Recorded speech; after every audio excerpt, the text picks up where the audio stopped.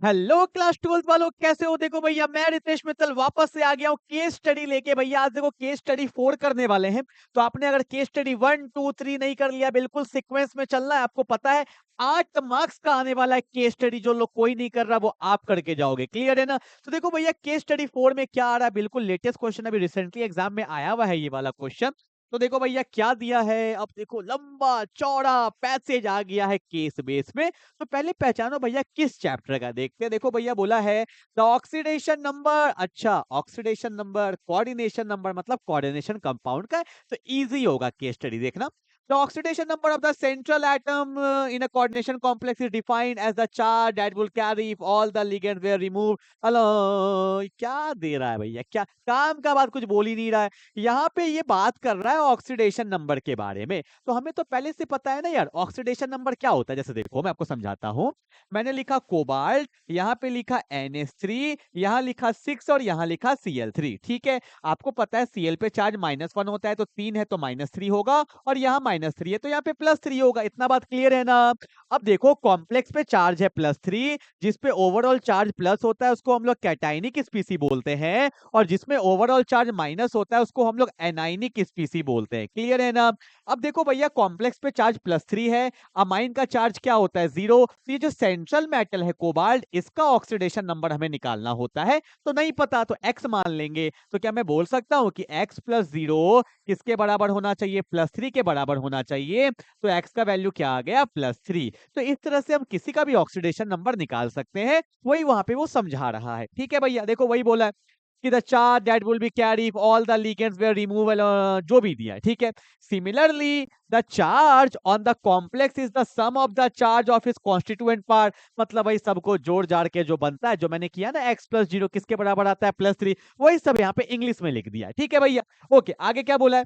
On the basis of this, a complex is called neutral if the sum of the charge। अब देखो ये भी बता ही देता हूं, कोई मतलब नहीं है बताने का। जैसे कि मान लो मैंने यहाँ पे लिखा Ni, यहाँ लिखा CO4। ठीक है, ये मेरा कार्बोनिल है, ये कोबाल्ट नहीं है। CO कोबाल्ट होता है और CO कार्बोनिल होता है, ये लिगेंड है।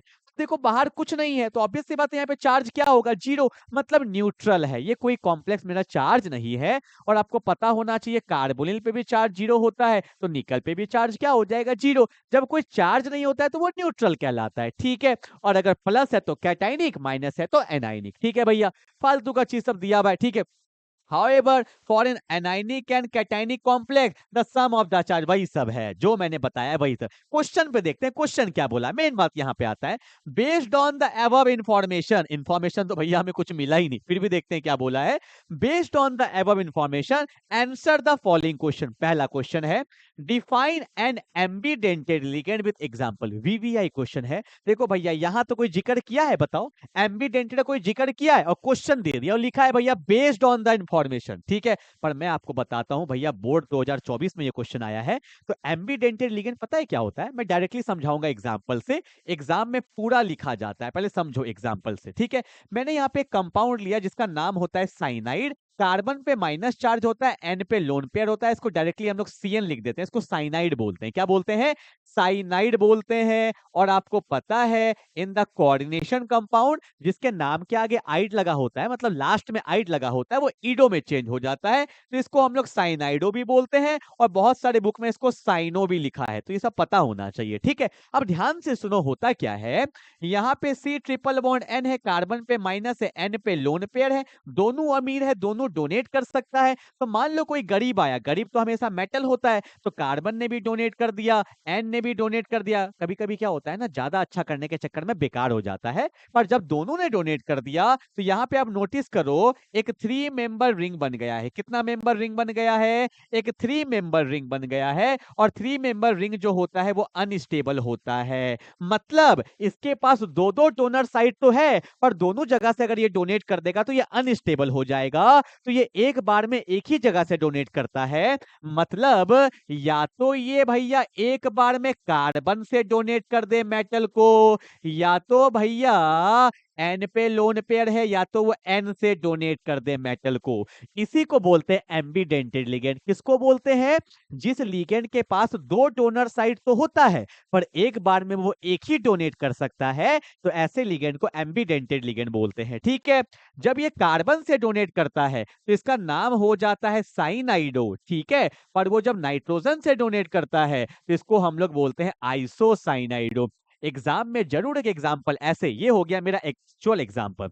एग्जाम पे पहले डेफिनेशन लिखेंगे, उसके बाद ऐसे ही आपको एग्जाम्पल दिखाना, ये तो मैंने समझाने के लिए बताया। ठीक है, तो डेफिनेशन क्या होगा, तो क्या बोलेंगे सुनो, the ligand which has two donor side, दो डोनर साइड तो है, the ligand which has two donor side but donate through one side to a central metal. ठीक है, पर एक ही साइड से सेंट्रल मेटल को डोनेट करेगा, तो ऐसे लिगेंड को हम लोग एम्बीडेंटेड लिगेंड बोलते हैं। आई होप आपको समझ में आ गया होगा। The ligand which has two donor side but donate through one side to a central metal is said to be मेरा एम्बीडेंटेड लिगेंड। ठीक है, एक और एग्जांपल होता है, मैं आपको बता देता हूं, नॉलेज में रहेगा।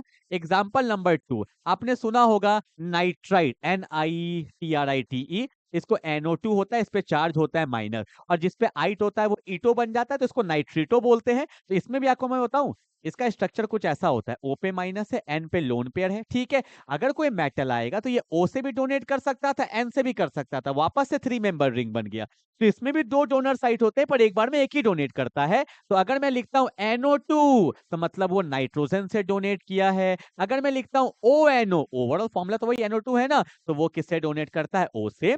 जब NO2 होता है तो इसको हम लोग लिखते हैं नाइट्रीटो N, मतलब N से डोनेट हुआ है। अगर O से होता है तो बोलते हैं नाइट्रीटो O बोलते हैं। ठीक है, तो ये मेरा था एम्बीडेंटेड लिगेंड। क्लियर है? चलो भाई आगे बढ़े। बोला है based on the above information, कहीं है? ठीक है, अगला question, what type of isomerism is shown by what type of isomerism is shown by the complex pentamine chloro cobalt 3 sulfate and pentamine sulfato cobalt 3 chloride। एक बात मैं आपको बताऊं, इसमें ना वैसे फॉर्मूला दिया हुआ था शायद, मेरे को लगता है। ठीक है, पर यहाँ पे मैंने हटा दिया है फॉर्मूला, क्योंकि फॉर्मूला भी आप खुद बनाओगे, उसके बाद चेक भी खुद करोगे। अरे सीखने ना आए हो भाई। देखो क्या बोला है, पेंटामाइन, इसका फॉर्मूला बनाओ, इसको थोड़ा ऊपर करूं क्या? ठीक है, क्योंकि हमें भैया वहां से कुछ इन्फॉर्मेशन मिलने वाला है नहीं। ठीक है, क्या बोला है, पेंटामाइन, तो पेंटामाइन किसको बोलेंगे? NH35, ये हो गया पेंटामाइन। फिर क्या बोला है, क्लोरो, क्लोरो का मतलब क्या होता है? Cl। वैसे यहाँ पे गलत लिखा हुआ है, मैं आपको बताऊं, क्लोरो नहीं होना चाहिए था, यहाँ पे क्लोरिडो होना चाहिए था, क्योंकि जब लिगेंड बन जाता है ना तो ईडो हो जाता है। ठीक है, लिखा है तो ठीक है, गलत तो नहीं बोलेंगे, पर क्लोरिडो ज्यादा सही है। फिर कोबाल्ट है, आपको पता है जैसे मेटल आ जाता है तो मेटल आगे आ जाता है, ये कोबाल्ट है। ठीक है, फिर कौन बोला है, सल्फेट, सल्फेट पे क्या होता है? SO4 होता है। क्या ये मेरा फॉर्मूला है? एक बार चेक किया करो कैसे। आपको पता है Cl पे -1 होता है, NH3 पे क्या होता है? 0, और कोबाल्ट पे चार्ज कितना दिया है? +3। तो +3 -1 क्या होता है? +2, तो इस पे ओवरऑल चार्ज +2 है, और सल्फेट पे -2 होता है। हाँ बिल्कुल सही है, मतलब मेरा फॉर्मूला सही है, चेक जरूर करेंगे। तो ये मेरा फॉर्मूला हो गया पहला। दूसरा फॉर्मूला क्या बोला है भैया? पेंटामाइन, पेंटामाइन मतलब पेंटामाइन, NH3 5 पेंटामाइन। उसके बाद कौन है भैया? सल्फेटो, सल्फेटो मतलब वही हो गया, सल्फेट को सल्फेटो बोलते हैं, SO4।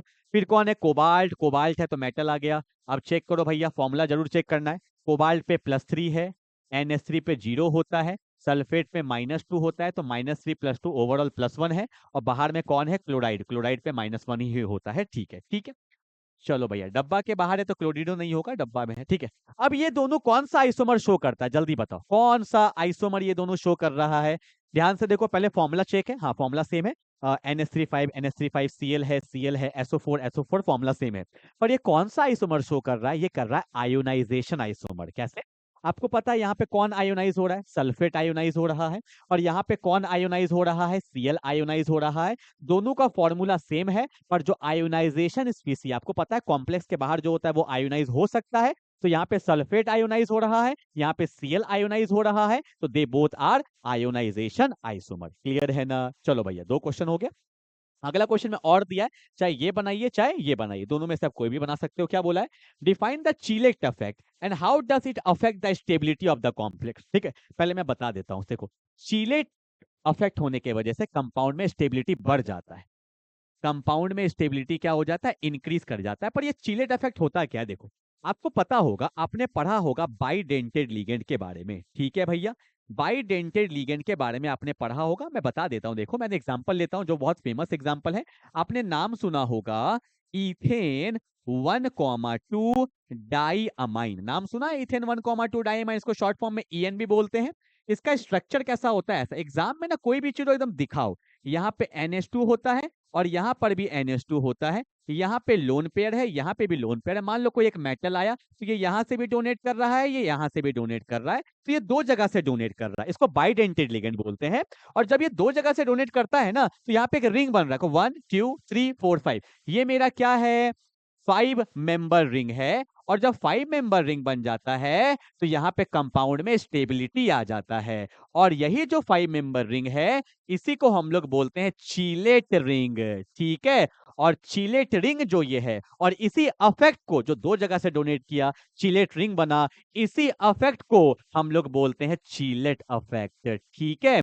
और जो चीलेट अफेक्ट शो कर सकता है, तो उस लिगेंड को हम लोग चीलेट लिगेंड भी बोल सकते हैं। क्या बोल सकते हैं? चीलेट लिगेंड। तो एग्जाम में ऐसे दिखा दिए। तो चीलेट इफेक्ट क्या होता है? व्हेन ए बाइडेंटेड लिगेंड, सुनो, व्हेन अ बाइडेंटेड लिगेंड या और पॉलीडेंटेड लिगेंड, दो से ज्यादा, व्हेन ए बाइडेंटेड लिगेंड और polydentate ligand donates their lone pair to the central metal, it can form 5 or 6 member ring, and this ring is called chillet ring, and the effect is called chillet effect। इसी effect को chillet effect बोला जाता है। और ring बनने से compound में stability आ जाता है, and due to the presence of bidentate ligand, and due to the presence of bidentate ligand और the chelate effect, it increases the stability. Stability यहाँ पे क्या हो जाएगा? इंक्रीज कर जाएगा। ठीक है। जो भी मैंने बोला है आई होप आप समझ गए होंगे। तो ये जो रिंग बनता है, इससे स्टेबिलिटी बढ़ जाता है। इसी रिंग को चीलेट रिंग बोलते हैं, और इसी इफेक्ट को चीलेट इफेक्ट भी बोला जाता है। ठीक है। चलो भैया आगे बढ़े। अगला question, find the coordination number and the oxidation state. अच्छा, in the chromium in sodium, अरे बाप रे, अच्छा फॉर्मूला फिर से बोला है। तो फॉर्मूला बनाना है, बोला ऑक्सीडेशन स्टेट बताना है किसका? क्रोमियम का। इन किसमें? सोडियम है, तो सोडियम मेटल है, बाहर है। ठीक है। फिर थोड़ा सा गैप होगा। ट्रिस ऑक्सलेटो, ऑक्सलेटो है मतलब OX है, यहाँ पे 3 है। फिर क्रोमेट है, यहाँ पे 3 है। पहले देखो चार्ज चेक करो।